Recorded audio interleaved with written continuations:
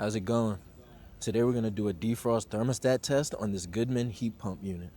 Let's get to it. So the first thing we want to do is connect our gauges to the unit. So I'm going to go ahead and connect my blue hose to the suction line and my red hose to the liquid line. So here you can see our high side pressure and our low side pressure.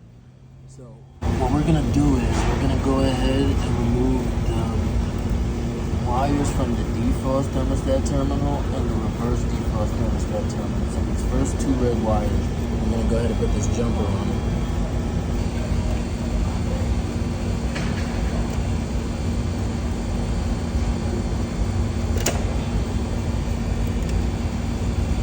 So now that we have the wires at the terminals, we're going to go ahead and connect our jumpers. So we have one jumper on.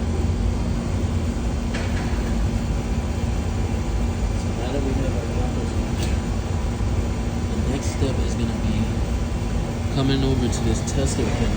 So now what we're going to do is we're going to go ahead and move this pin right here. You'll see it says 30, 60, 90 in test. We're going to go ahead and put it in the test position. To put it in the test position, wait for the unit to completely turn off. Then you're going to go ahead and quickly put it back on whatever the original position that you had it in. So our unit just turned back on. Since we have our defrost terminals jumped, it's simulating the defrost right now. So if the coil was frozen and it had to defrost itself, that's basically what it's doing. So if you take a look at the pressures, you'll see the high side pressure is going to continue to rise. The low side pressure should start to drop. So essentially you'll start to smell some heat from the unit since it's defrosting itself and it's heating up. And you know, your pressure is going to continue to rise, pressure is going to continue to drop.